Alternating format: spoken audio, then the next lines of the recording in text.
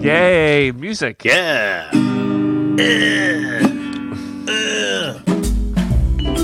Welcome to Uncle Weepy's Depression Dungeon, the least helpful self-help podcast. Here are your hosts, Paul Armstrong and Jeremy Fuchsen.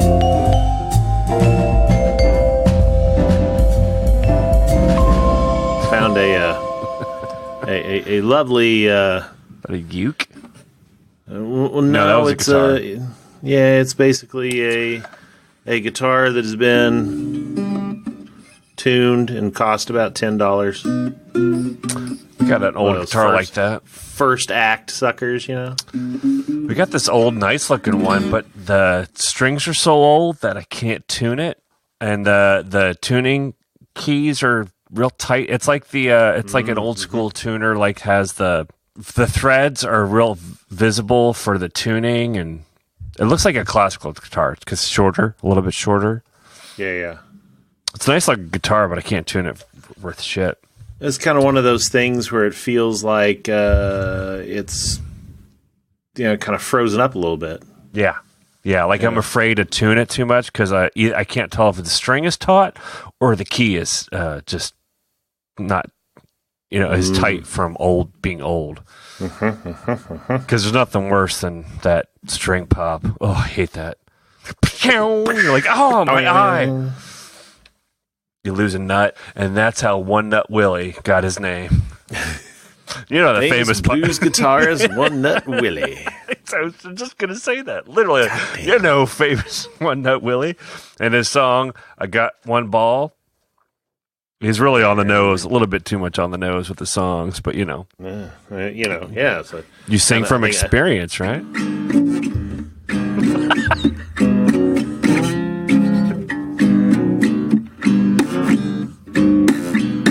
oh, I got one ball.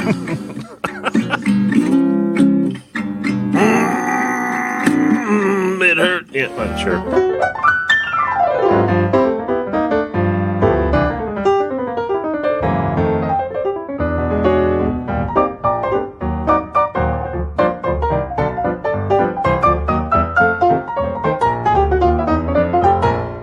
Media Corner. How far did you get in Archer? I'm just a little bit. I'm about a quarter away season 2. Has he started saying phrasing yet? No. Okay. That's fun. No. Yeah, that show gets real crazy real fast after a while. Just goes all sorts of crazy directions. Aren't they? Isn't their organization called ISIS in the beginning? Yes. Yeah. In the beginning, right now, they're getting ready to get bought out by Odin. Yeah. They got to get rid of the ISIS thing real fast after. Tells you how long it's been around too. I know. You're like, they didn't even know. They didn't even care. And then also it's like, oh, that's a actual terrorist group. We should probably change that. It's H. John Benjamin looking like John Hamm, which is very confusing. Because if you know what he really looks like, it's just really confusing. Oh yeah, he looks nothing like that whatsoever. But the funny thing is that he looks exactly like the same character that he played and voiced in an Adult Swim show called Frisky Dingo. I haven't seen that. Oh yeah, he is the king of Adult Swim. Oh or he was. Maybe he's not anymore because he's moved on to Bob's Burgers and Archer. But yeah. Well, and the funny thing is they're all the exact same voice. He does no changing between any of them. H. John, what is it? There was like something H. John Benjamin owns a van or something like that. And yeah, you're right. He doesn't do it. He gets so much voice acting stuff, mostly because his voice is just really nice, but he doesn't do anything to change it. Well, he was also Coach McGurk in Home Movies. Yes, right. Once again, early on. using the exact same voice. Yeah. Frisky Dingo was on Adult Swim from 2006 to 2008. Nice. So, don't know that one at all. I wonder if I even recognize Archer started in 2009. So, I mean, like, he went, directly from one to the other. I don't recognize that at all. Yeah, and the funny thing is, I mean, I remember when Archer came out, I got confused because the two shows also look exactly the same. Yes, I'm looking at that right now. Stylistically, they are exactly the same. Yeah, they're very similar. You're right. Yeah. What's the Venture Brothers? You ever watch the Venture Brothers? Oh yeah. Yeah. I like that show. Pat Piper favorite. Yeah, I love that show. I stopped watching it a while ago. Mm-hmm. Oh, the good old days of like 8 years ago. Oh yeah. Oh yeah.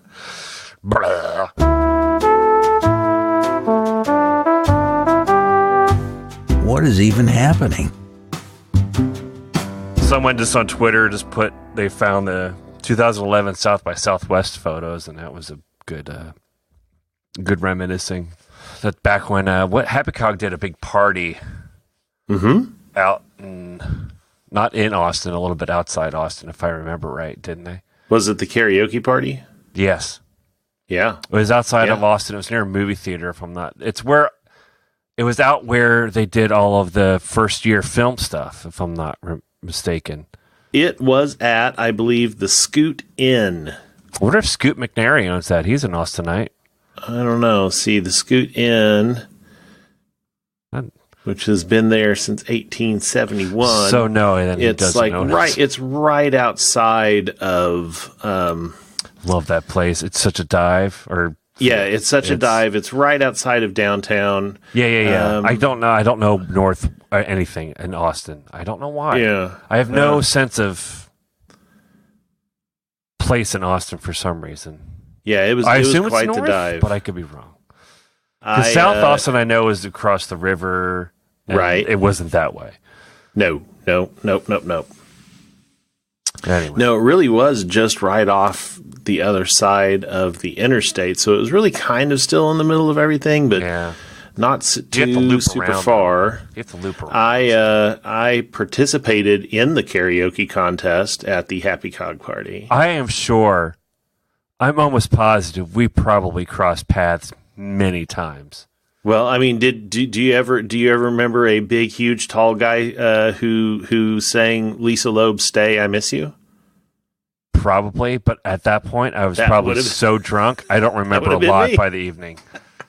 I don't remember a lot by the time night came around at South by. Oh, sure. Because I don't remember what year it was. I think it was 2013. I won a contest to get to meet Edward Norton.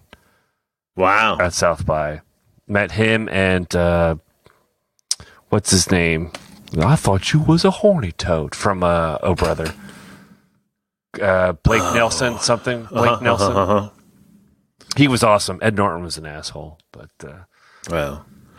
Anyway, the last year that I was there, I had the gold pass because I was speaking, and so I went to some movies.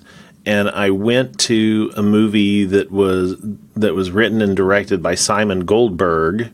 Don't know who that is. Or not Simon Goldberg, Simon Helberg.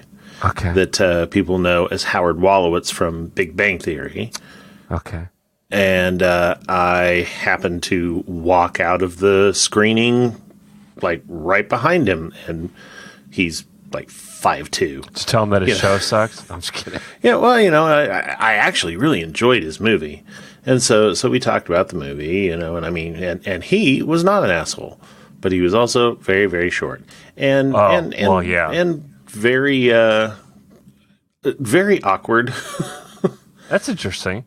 Yeah, he was an awkward, more awkward nerdy, fellow. yeah, like he belonged where he was. And he was, I know who he is by look. His kind. He is nerdy. I mean, he just looks nerdy. Oh yeah. No, that's not. I mean, the package. He's not Jonathan. That's what it says right there on the tin. Jonathan Galucki, who was in Roseanne before this, so he has all sorts of cred and all that. But yeah, any actor I've met, which has been decent amount, they're so short and their heads are so big. Yeah. It's really weird. Like Rob Lowe has a giant head. It really freaks me out. And they're so short. They're like 5'6", 5'7". And I'm Another- 6'4" ish. Yeah, another very, very short person that I saw at South by Southwest was John Cougar Mellencamp. Oh yeah.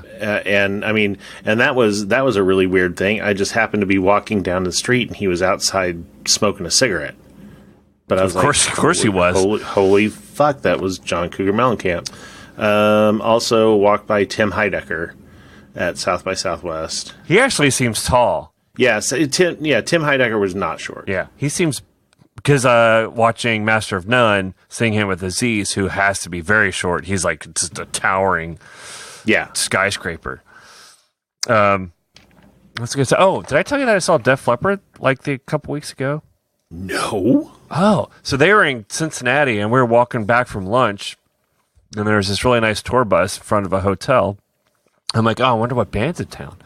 And I see this D that's triangle shape. I'm like, I know that D. I know that. I know that D. And then out comes to me a guy with one arm. And I'm like, wait, what? Wait, what? And then he walks by. I'm like, that's fucking Rick Allen. And he was so short. Like, I could just put him in my pocket and carry him around in a Baby Bjorn, and we'd go around the town getting coffee and churros and be like, yeah, pour some sugar on me, baby. But I like, my junior high self just went, like, it's what ping, just like exploded with jizz or whatever it would have been. But just like, oh my God, splooshed everywhere. Just like, everyone else with me was way younger, and they're like, what's the big deal? I'm like, I can't even explain to you how much that meant to my inner 14-year-old. Oh, yeah. That I saw Rick Allen looking very melty walk right by me.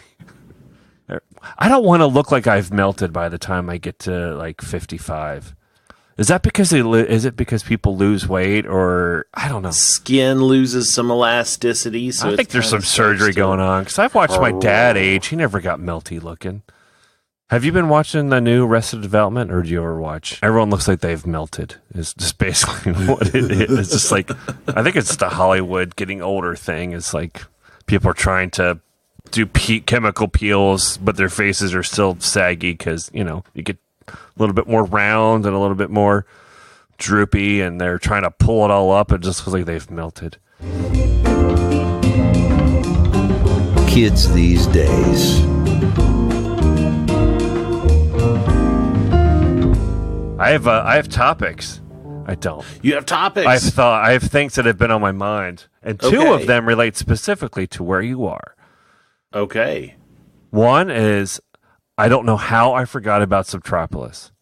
Oh yeah, Subtropolis. Mm-hmm. I don't think anyone knows, other than if anyone's watching FIFA, they've seen a Verizon commercial that goes through like this quick little tour of Subtropolis really quickly. I guess maybe Verizon has something there. I don't know why they would show it. I know there's server farms down there. Everything has something there in. But I this saw town. a floor plan. Jesus Christ, it's huge. Mm-hmm. Oh yeah. I mean, I understood it was big, but when you see this floor plan and you get the scale of it, my God, it's huge. And it's still don't they continually add? Mm-hmm. It's just a limestone substrate that they just carve into, basically. Yeah, that they just keep carving into. Mm-hmm. It's what, like 15 million hectaacres or something? It's just something insane. I don't remember what it is. It's pretty nuts. How do you How do you know where to go? Like, I didn't see signage. There's signage. There's traffic lights and all sorts of stuff down there. Traffic lights? Yeah. Good God. Because I mean, there's all sorts. They have of that traffic venting though, otherwise you would die. And you know, the whole thing is lit. It's lit, or at least large parts of it. The expert on Subtropolis, she's not here right now. Yeah. But my wife used to, when she worked at Worlds of Fun in the marketing department. They went there all the time, and Worlds of Fun had tons of stuff in storage in Subtropolis. I mean, there was like, you know, all sorts of shit. If I remember right, she was like, there's like a roller coaster car down there that somebody died in, and like they're hiding evidence down there. Is what you're saying? Like all sorts of stuff. Abandoned pieces of rides and everything. I mean, it's just where they store everything. She was saying that. Jack Stack Barbecue. Oh yeah. That's where they keep all Dad their will order meat. that for me. So the really. So it's like their meat That makes locker sense. is in there. Yeah, that makes total sense. I know there's a lot of server farms down there. Yes, there are. Yeah. Because it's already cool. It runs 65 degrees all year round. You Yep. don't have to worry about weather ever. You Yep. have to worry about light conditions. Right. Weird. Yes, there, and Subtropolis is not the only one of those that are here in Kansas City. There's 2 or 3 Really? limestone cave office parks. Weird. And I don't know if years ago we bought a new recliner. And instead of them going, drive around to the back to the loading dock and everything, they gave us this address, and it was to a much smaller one of these Subtropolis types of things. And we drove underground, took the third left, just like it said, and all sorts of stuff. And we ended up getting to that furniture warehouse, and the chair was sitting right there in the cave, and we So weird. loaded it up and drove out of the cave. I mean, it's just weird because Kansas City is not. I mean, it's hilly, but it's not. Mm-hmm. It's not overly hilly. Like, it's not a place you would think of, like, caves exist because it's mountainous or hilly or whatever, like Right. Appalachian Mountains or anything like that. And two, it's just not taught. Like, where in any city can you think of where it has this whole underground world that is vital? It's being used. Yeah. It's not like back in World War II, we created this because we were afraid of nuclear war, whatever like that. Right. No, it's not like that at all. And when you were looking, did you look at the 3D map of Subtropolis? No, I didn't. Okay, so here, I just sent you this. So everywhere in this map that you see is white. Those are actually walled off, finished office structures. So, those are self-contained offices, and then all that kind of gray area is all, storage and It is so huge. and you name it. Yeah. Yeah, those pillars are huge. It's not like looking at They're this, very they're big. like these small things. They're ginormous. They're very big. It's smart. I mean, didn't Lamar Hunt start all of it? If I remember right. Maybe, probably. Sounds like a smart thing that he would do. Let's see. Yeah. Mr. Invest in the City guy. That's where my dad used to work for him. I mean, it has to be, because if you go to Subtropolis, it says Hunt Midwest. Yeah, there you go. Yeah. Man, that's crazy. Yep. Yeah, that's just something that I think no one would ever know about. It's just this crazy little, like, oh, here's a crazy fact about Kansas City. It has an entire city underneath of itself. Yeah, way more impressive, though, than underground Oklahoma City, which doesn't exist anymore. But there was one time, I don't even know how I found out about this, but when I was living in Oklahoma City, I found some weird, hey, did you know type of deal that there was an underground Chinese city in underneath downtown Oklahoma City. Two things that don't go together at all. Yeah, exactly. It was and of course it looks like they're all, they've whitewashed this, but now it's some like, ooh, look, we've made these gorgeous, modern art here. Here we go. Chinese underground Oklahoma City. What? All right, yeah. So basically underneath the downtown area, the Chinese had built themselves these underground tunnels, and they lived 40 feet below the convention center and like all these downtown office buildings, and they had their own offices and their own stores. Is there a reason they went underground? Was it racial? Like they were afraid of being seen? Yeah, it was kind of a racial thing. Huh. It was, I've given you probably one of the more recent. Wow. Never would have known about that either. Yeah. Oh man. Yeah. I wish. Wow. I wish I. Well. The images. These are what always got me was once people like got down in there in the 50s and 60s, and it was one of those things, like it was a fabled thing. People weren't exactly sure that if they knew that it was a real thing or not, and so somebody found the secret entrance to it basically, and got down there, and lo and behold, it was a real thing. And so yeah, it was pretty trippy. I researched the hell out of that back when I was living in Oklahoma City, 18 years ago. Yeah, was it closed off? Yeah, well, none of it exists anymore, because as they started building, because that city's downtown has been completely rebuilt, and dare I say is probably 10 times better a downtown than Kansas City has right now. Like Oklahoma City is kind of a happening place to be. Sure. And of course they would do that, 10 years after we left. But apparently it's like this super hip downtown, like one of the best, places for fine cuisine and art and music and all that stuff. It's like it's a place to be. And so as they were renovating all this stuff, they ended up finding the tunnels, but then of course also, the tunnels collapsed as they were building stuff. And so reminds me of for some reason, probably just because I'm racist, it reminds me of the Portland used to have Shanghai tunnels. Yeah. Where they would it probably isn't that different from that. The Portland Shanghai tunnels were basically to kidnap people. Oh, nope. Because who knows? I can't really tell you. There's like prisons and like stuff under there where it was like all this underground slave trading, essentially.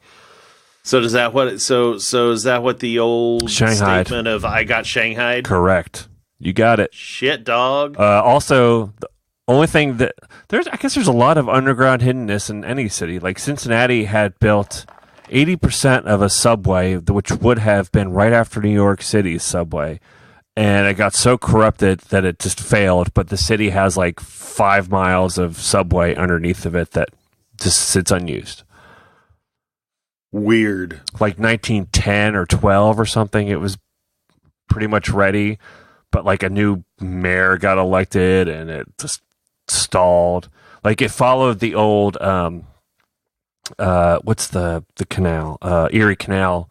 Erie Canal used to go right through the city of Cincinnati, come down from the north and went right through the city back into the Ohio, all that stuff. It was a main thoroughfare. But that got like paved over, and they used where the river was to create this whole subway system, and it is still there underground in the city, unused. It's sort of like you think about like at the time when it was being built, Cincinnati was like in the top 10 biggest cities in America. Yeah. And if they'd gone through with it, it probably would have been like a Chicago. Essentially, like this city would be the size of Chicago because it would have been up in the forefront. Infrastructure would have been so much better. Everyone was already in that city because the Ohio was the main thoroughfare. It was great in the middle of the North and the South, all this sorts of stuff. And the corruption just killed all of its growth. Huh. Yeah. Every city has something probably really interesting yeah. and crazy hidden beneath it. So how about you, listener? Tell us about your weird city fact. Yeah. Call us at, I don't remember. Call us at 816. That's the number. Eat one ball Willie's dick. No, that's mean. I shouldn't say that. I did, though. I already did say it. So You did say I can't take it back. 816-535-1094. Uncle Weepy says it at the end of the episode. He so does. That's why I've forgotten the number. Yeah, he says it for us. We don't have to do the work. That's Which right. is weird because he makes us do this every Wednesday.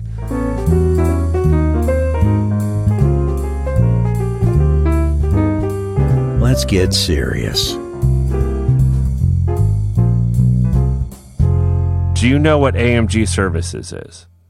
AMG Services. They're not around anymore.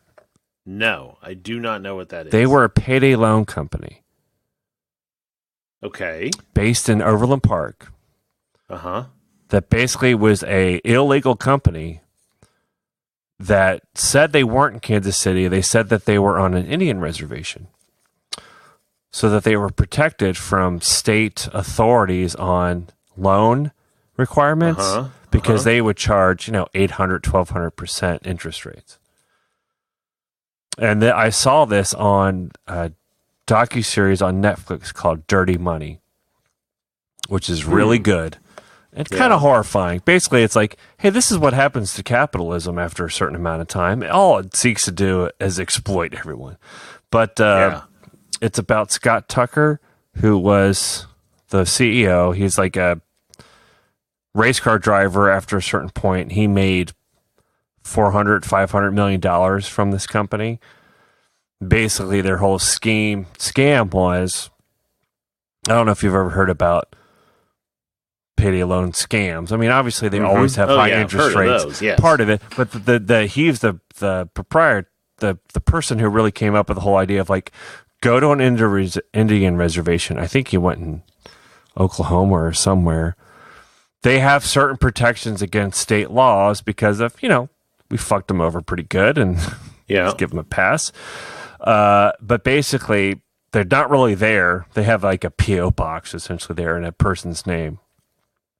But so what it is they did deceptive practices where you'd get your payday loan, you would be paying down what you thought was your interest, but all you're doing is paying fees. But they would never explain that to you. So when you thought you had paid off everything, they're like, you did nothing but pay off the fees. So you already agreed to give them access to your bank account, so they just keep taking money from you. Wow.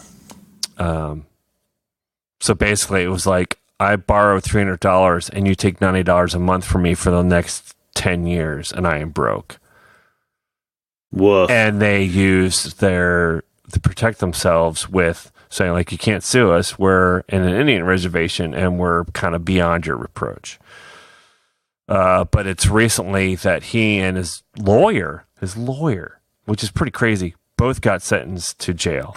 I think his lawyer is getting 15 years and he has 30. But it's good. I highly recommend watching Dirty Money. That does sound interesting. Yes, and I'm reading a Kansas City Star article from 3 years ago. Yes, they were partnered. Yeah, it wasn't long ago. They were partnered with a company, MNE Services of Miami, Oklahoma. It is Oklahoma. And to note, I said that properly. It is spelled Miami, but in Oklahoma, it is Miami. Nice. Miami, Oklahoma. And so, yes. Yeah.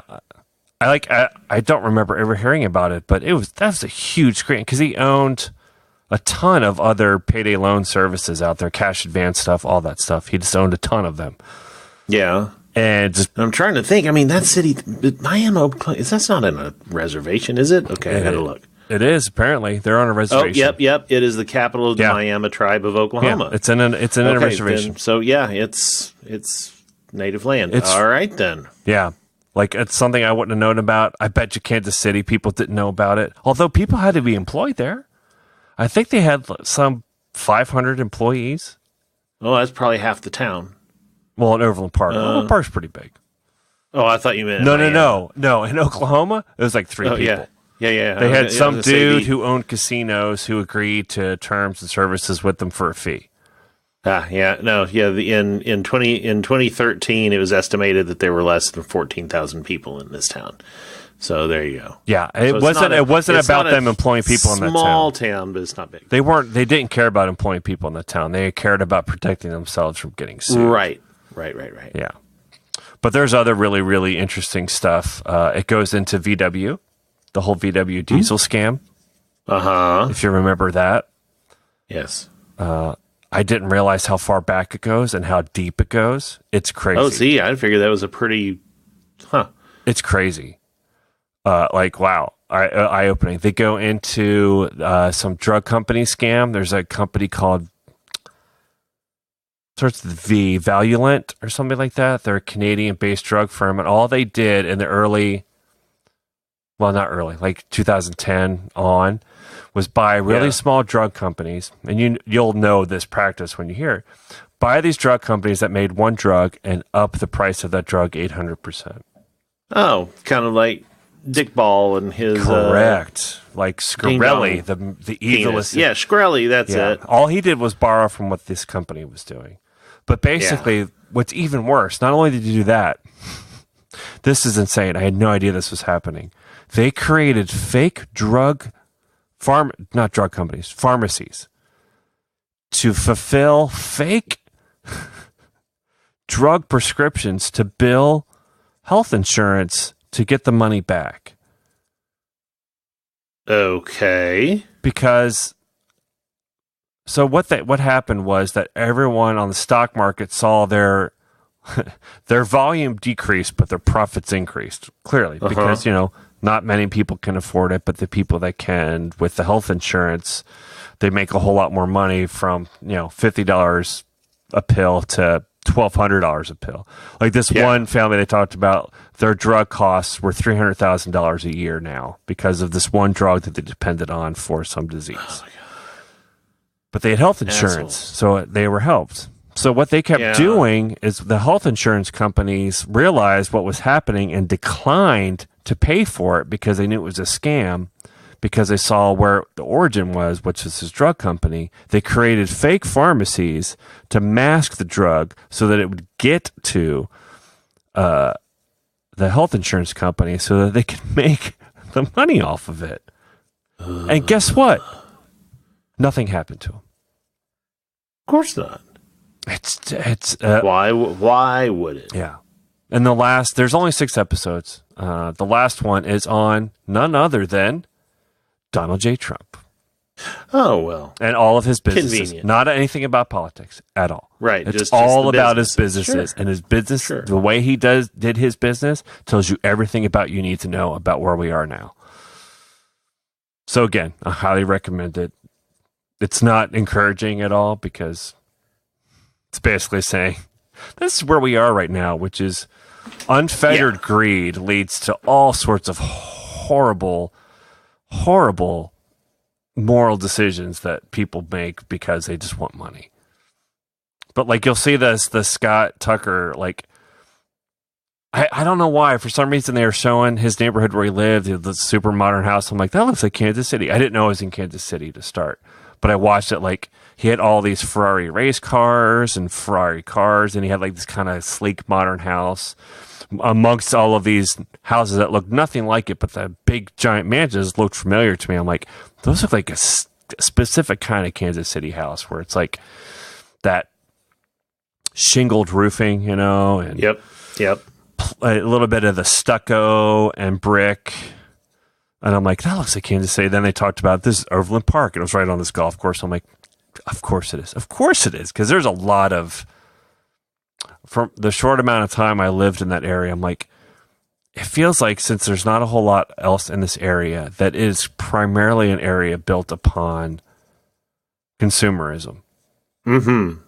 Yes. I mean, Johnson County area down there. Does that ring true to you?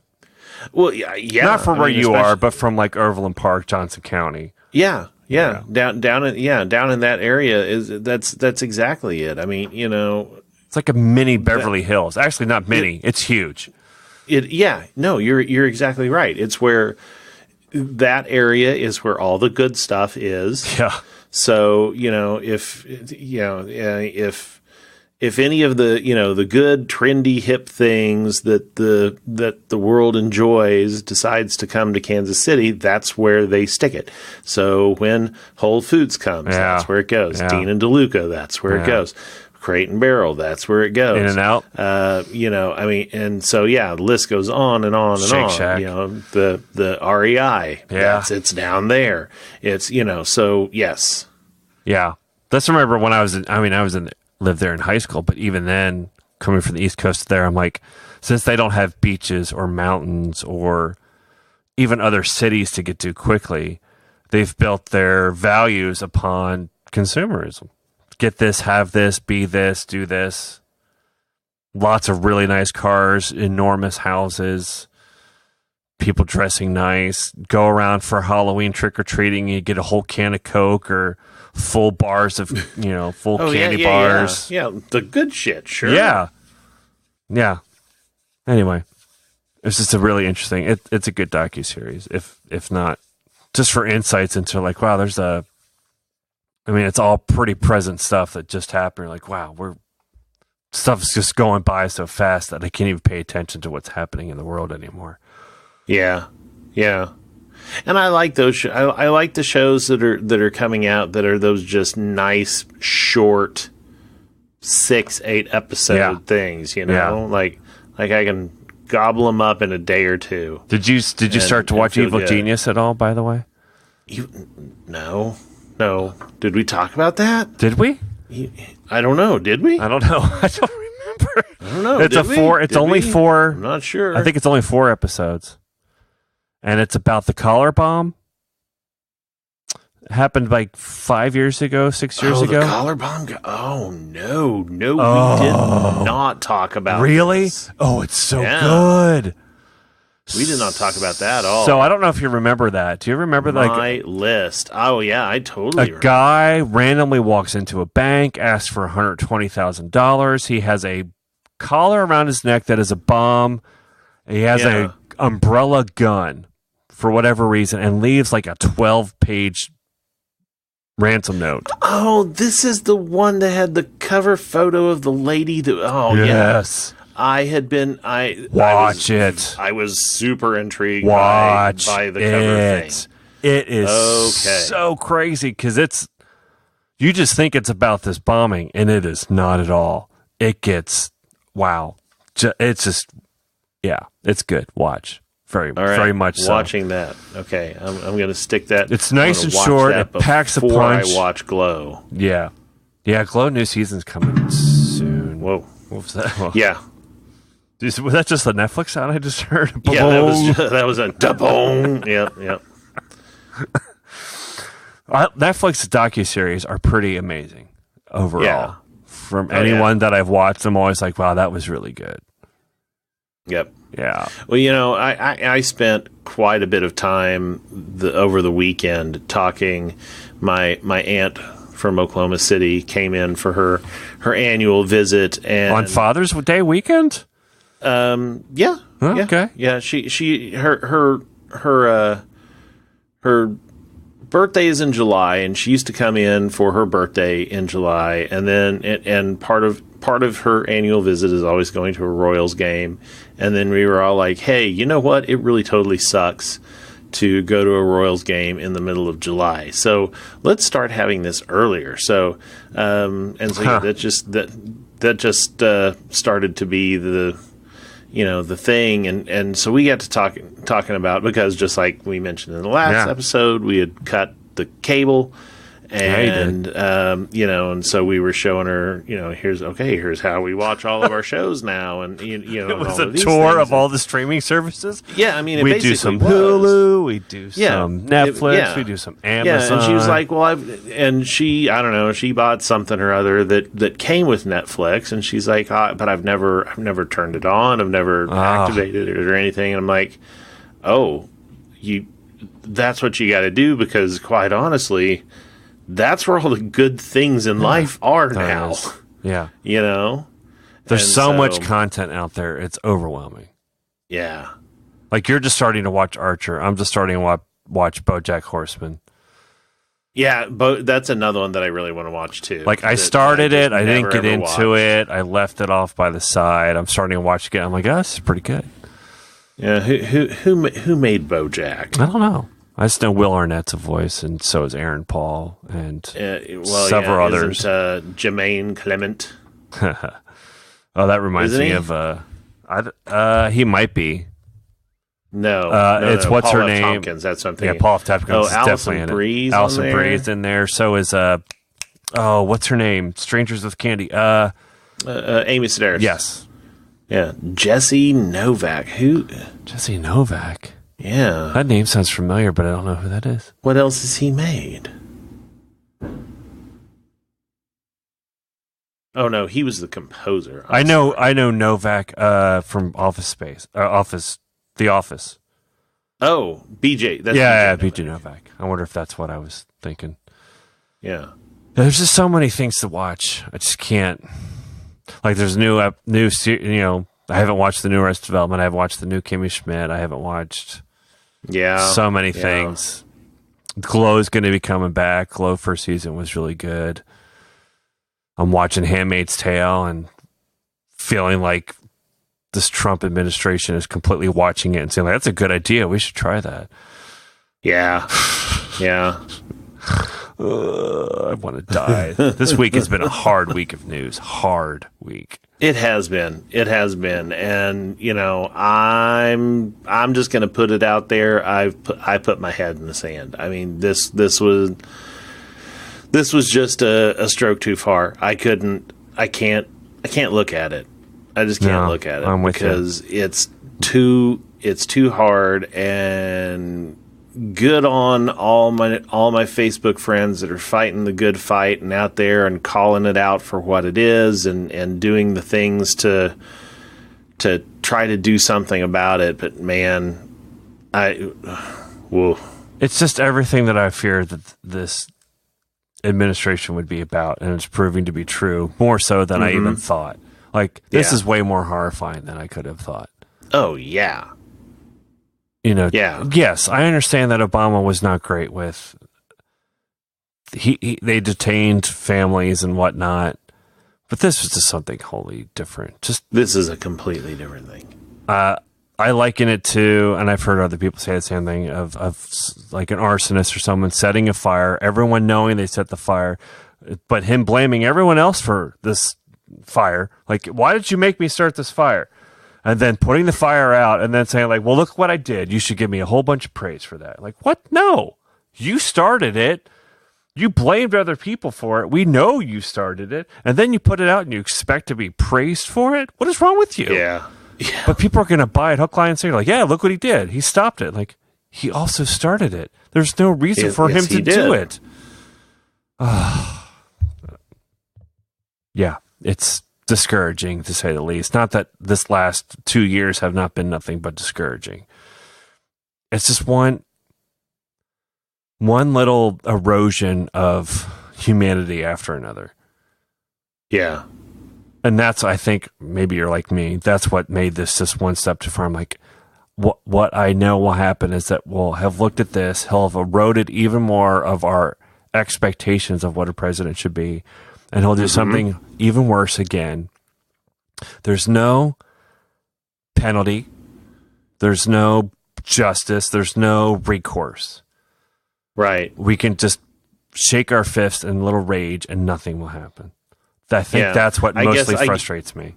Yeah, and I guess the way that I can articulate that now that you say that is that maybe I choose to hide my eyes from this because I still need to have a bottom to hit.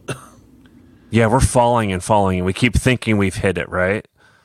Yeah. There just seems to be literally no bottom to how fucking awful he will go and that people will accept. Yeah. That's not even him. I expect him to be terrible. There's no evidence to prove that he does nothing except do whatever is selfish and terrible. It's the fact that a system that is built around checks and balances, which is, we don't put a lot of rules in place because we're hoping that people understand what the rules are and we'll try to guide people. Baseball has a whole lot of unspoken rules, like that kind of thing where it's right. If you fly in the face of it, there is quick, justice for it. Like, hey, get back in line. Yeah. Well, we have a system now that it's just like, whatever. These are rules that no one wrote down, so we don't care. I can't believe for a second that any of them where the table is different, that they wouldn't be up in arms. Like, yeah, I say this to people and they don't seem to get it. But like, just put any Democrat that you hate in the same role and say that you would be all right with it. Mm-hmm. And there's like, it's ludicrous. I'm like, it's not. You're just being an asshole.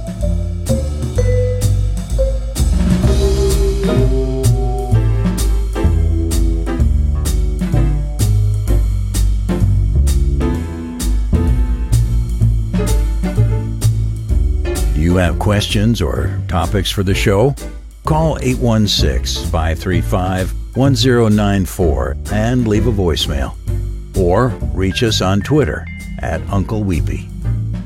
If you enjoyed this show, first rate and review the show on iTunes, Google Play, or wherever you get your podcasts. Your review helps the podcast robot suggest this show to other listeners. Second, consider supporting the show on Patreon.